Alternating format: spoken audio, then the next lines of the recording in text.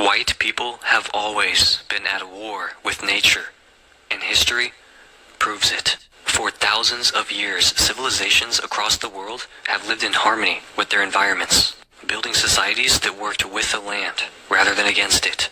But white European societies took a different approach. They declared war on nature itself. From deforestation to factory farming, from climate disasters to outright destruction of entire ecosystems, white societies have never treated the natural world as something to be preserved or respected, only as something to be conquered, extracted, and controlled. White people saw nature as an obstacle, not a home. Early European settlements were built on environmental destruction, while indigenous societies in Africa, Asia, and the Americas built homes, farms, and cities in ways that worked with their environments. White Europeans raised forests, overhunted, and exhausted lands at unsustainable rates. White settlers in North America and Australia saw nature as something hostile that needed to be tamed. A mentality that led to rapid deforestation, soil depletion, and near extinction of countless species. Unlike African, Asian, and indigenous cultural techniques, which prioritized soil health, water preservation, and biodiversity, white European farming was built around short-term exploitation, leading to repeated environmental collapses. The climate was white people's first enemy. European history is filled with climate-related crises, from the Little Ice Age to mass famines. But instead of adapting, Europeans treated nature as something to be fought against. In contrast, many African and Asian civilizations built entire agricultural and irrigation systems to withstand droughts and floods, while white European societies barely survived their own winters. The entire colonization of the Americas was justified through environmental destruction. The land was only seen as valuable if it could be stripped down, fenced off, and turned into profit. White people did not master nature. They fought it, and in the process made their own environments worse. The Industrial Revolution was just organized environmental warfare. Europeans burned through forests, poisoned rivers, and polluted air at paces that no civilization had ever come close to before. Unlike African and Asian metallurgical techniques, which often integrated sustainable resource management, white Europeans tore through resources without a second thought, leading to mass deforestation and ecological collapse. White-run factories pumped so much pollution into the air that by the 19th century, entire cities were unlivable. European capitalism saw nature as something to be bought, sold, and destroyed for profit. A total inversion of the way many non-European societies treated the land. The demand for industrialized agriculture led to monocropping, soil erosion, and mass extinction of entire plant and animal species. Instead of recognizing environmental limits, white industrialists kept expanding, leading directly to today's climate crisis. White civilization did not progress. It just burned through resources faster than anyone else. White people broke the planet, then pretended to save it. The same white societies that led deforestation, pollution, and species extinction now act like they're the ones saving the planet. Western conservation efforts often ignore indigenous knowledge, favoring white-led environmental movements that focus more on guilt than real solutions. Instead of restoring the ecosystems that they've destroyed, white environmentalists push for solutions that maintain control, like carbon taxes that don't stop destruction. They just price it differently.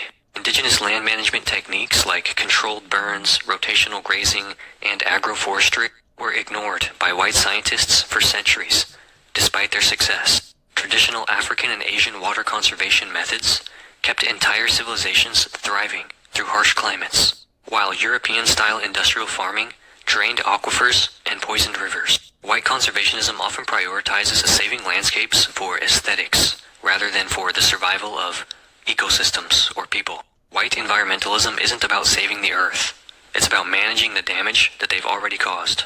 If white people were so advanced, why have they spent their entire history trying to survive against the planet instead of living with it? Go. Hey, Shalom. I'd like to start out by giving all glory, praise, and honor to Yahweh, Bahasham, Yahweh Shai, Bahasham, or Chakwadash. Double honors to the elders and apostles of the Great Millstone, and Shalom to the elect of Israel. This is the Mayim in Atlanta, and What you just saw there was a clip from the page Arrows of Indignation 144. It's titled, "Hey Matt Walsh, is this the history you are proud of?" And indeed he is. He's very proud of it. He'll skew it to make them seem like the morally superior people, but truly they are the problem of the earth. They're a cancer that come through destroying and breaking everything that's in their way.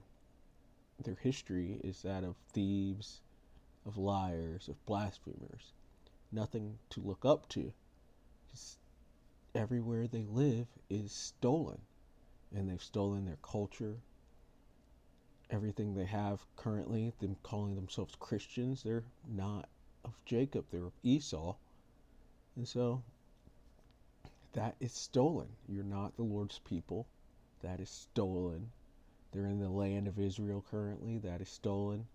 And they're in America, which is stolen. South Africa is stolen. Australia is stolen. Europe is even stolen. Tells you about that in Maccabees. First Maccabees, how Alexander conquered that land. And then at the end of the Dark Ages, they went and stole houses and stole names because they were the Woodwos or the wild men.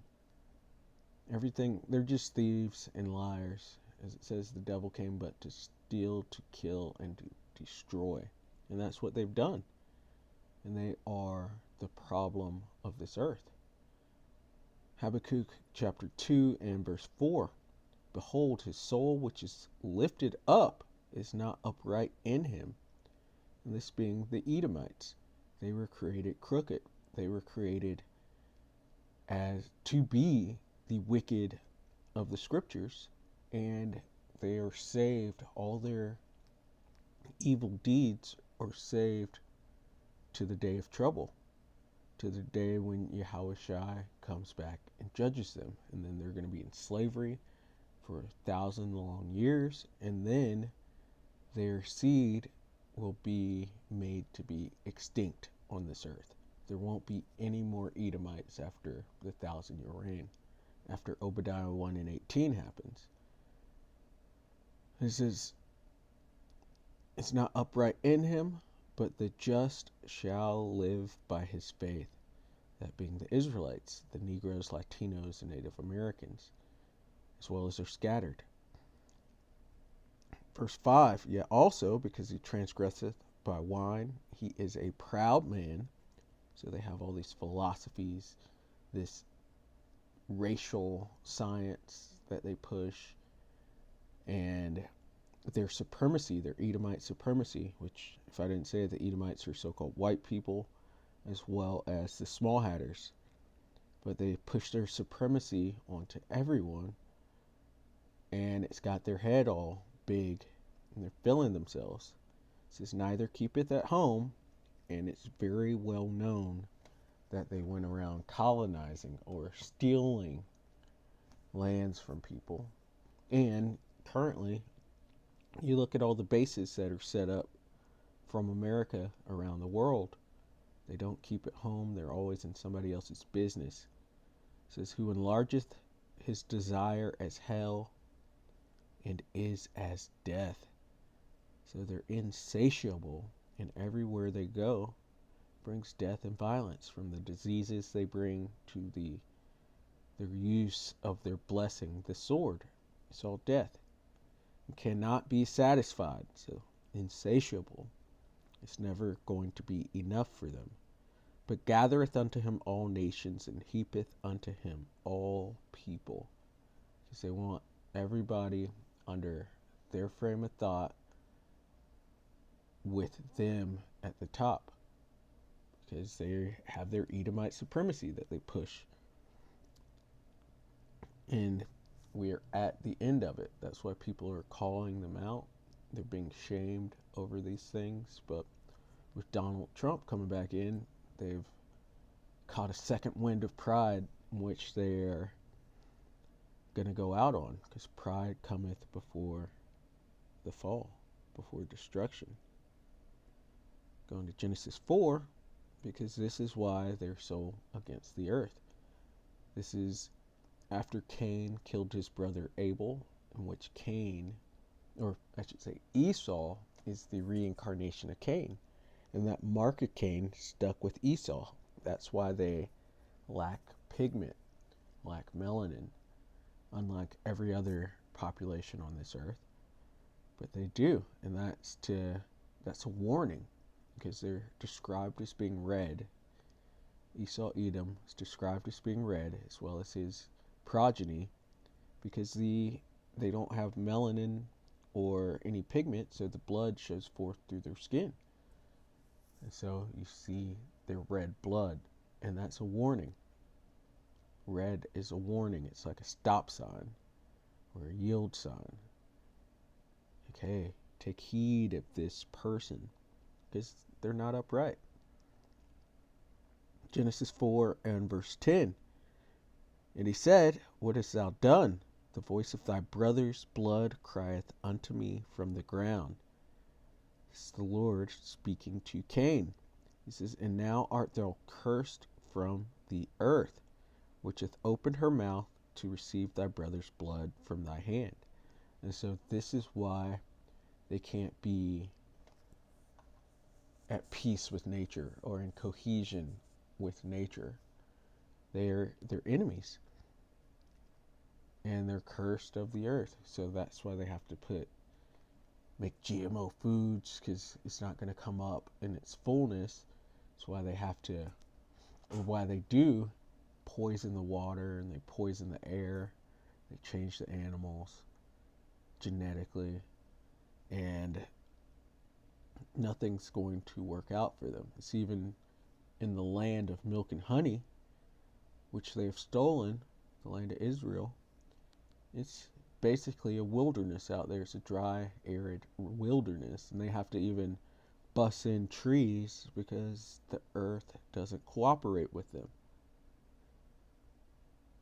But they're not going to listen to this. It says, When thou tillest the ground, it shall not henceforth yield unto thee her strength. A fugitive and a vagabond shalt thou be in the earth. And that's what they are. They can't keep it home. They're never satisfied. And they've gone around committing vast crimes against humanity. The Israelites aren't the only nation that they've tried to do away with. But it's the main nation that they try to do away with. And we're coming to the time where they're being identified, and they'll eventually be caught. And the Lord is going to judge them. He has a great, great judgment for them. Verse 13, And Cain said unto the Lord, Yahweh, Ba'ashem Yahushai, My punishment is greater than I can bear. And you can just see him weeping, just like he did when he was Esau and missed out on the birthright, which he sold, and showing he didn't really care about his progeny or the birthright. This is Wisdom of Solomon 2 and verse 1. For the ungodly, that being the Edomites, reasoning with themselves, but not aright, our life is short and tedious, and in the death of a man there is no remedy. Neither was there any man known to have returned from the grave. And this is that you only live once, spirit. Because your spirit, your soul, it's reincarnated. You've been here many, many times before. And you come back in the third or fourth generation with your judgment, and that cycle continues. But the Edomites, being short-sighted, don't see that. It says, For we are born, which their elite see that. That's why they intermarry, so that they could stay within that wealth when they come back. But for the most part, the Edomites, your regular, everyday Edomites, don't see that. They think they either die and go to heaven or go to hell. And that's it. And so they don't think about their actions and what they're leaving for the next generation, or even the current generation. It says, For we are born at all adventure, and we shall be hereafter as though we had never been. Because they're the only nation whose seed line is going to be completely taken off of this earth. For the breath of our nostrils is a smoke and a little spark in the moving of our heart, which being extinguished, our body shall be turned into ashes, and their spirit shall vanish as the soft air. Ashes to ashes, dust to dust. And so they think they're not coming back, that their spirit won't come back, which also helps them think that they aren't going to be punished for the things that they've done. But it's all collecting. It's a giant blood tab that they have collected over the years. In this yellow spirit, they've pushed it onto our people and the people of the other nations as well. And so you have the world in a confused state, a low state, a low vibration, because people are only thinking in the short term. Verse 4, and our name shall be forgotten in time, and no man shall have our works in remembrance, and our life shall pass away as the trace of a cloud, and shall be dispersed as a mist that is driven away with the beams of the sun, and overcome with the heat thereof, totally dissolved. It says, for a time is as a very shadow that passeth away, and after our end there is no returning, for it is fast sealed, so that no man cometh again. So they don't see that reincarnation is there. They think that this is their only life, so that lets you really, really sin, transgress the law, because you think this is it. It says, come on, therefore, let us enjoy the good things that are present, and let us speedily use the creatures like as in youth. And so everything within nature, they just use it up, not thinking about the future. They're thinking short term instead of long term, which makes for a terrible management of the earth. They suck at it. They're terrible to have as the head of anything. But the point, going back to nature, they're at war with nature. They use up nature. They're not in harmony with it as they should be. It says, let us fill ourselves with costly wines and ointments, and let no flower of the spring pass by. Let us crown ourselves with rosebuds before they be withered. Let none of us go without his part of our voluptuousness. Let us leave tokens of our joyfulness in every place. So you got like Mount Rushmore and their different statues and monuments that they leave behind. For this is our portion, and our lot is this, because they want immortality, but they cannot get it. Let us oppress the poor righteous man. Let us not spare the widow, nor reverence the ancient gray hairs of the aged, that being the Israelites, in which they have terribly oppressed the Israelites. But all of that is coming back onto them, because Manifest Destiny Part 2 is in the making. It's what's coming out. It says, let our strength be the law of justice, for that which is feeble is found to be nothing worth. And that's how they go around ruling, because they see something, they have the strength to take it, and so they will take it. That's how they got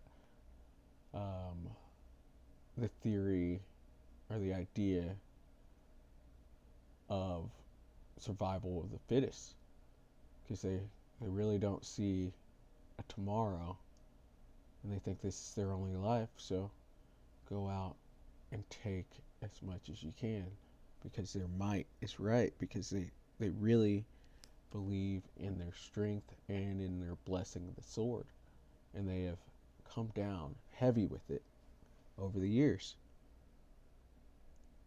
But I'm going to stop that right there and then end this at Revelation 11, because they have completely destroyed the earth, but they're going to pay for it. Revelation 11 and verse 18, and the nations were angry, and thy wrath is come, and the time of the dead that they should be judged, and that thou shouldest give reward unto thy servants the prophets, and to the saints. The prophets and the saints being the Israelites, the Negroes, Latinos, and Native Americans, speaking the elect of them, and them that fear thy name, small and great. Those are Israelites as well.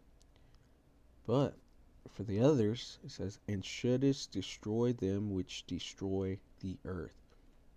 And that is speaking to the Edomites primarily, because they have been at war with the earth for far too long. They have polluted everything. They've polluted the earth in every manner possible, from the water, which they've polluted. There's plastic islands just floating around in the Pacific. They've ruined the air with their ball that they push out through the airplanes. They've ruined mines, and they're unprofitable management, unprofitable rulers. And they've taken this earth back many, many years through their short season of ruling. But that is coming to an end, in which we'll get to a point in the kingdom where we have clean food to eat, good, nourishing food to eat, clean air to breathe, clean water to drink, and sustainable ways to live in harmony with the earth, as Yahweh B'Ashem Yahushai gave us through the law, statutes, and commandments. And so their end is very near, and just pray that it comes quicker. And repent, because Yahushua is coming back to put things back into its proper order. And so, Lord willing, that was edifying. I'd like to give all glory, praise, and honor to Yahweh B'Hashem, Yahushai B'Hashem, Urcha Quadash. Double honors to the elders and apostles of the Great Millstone. And Shalom to the elect of Israel. Shalom.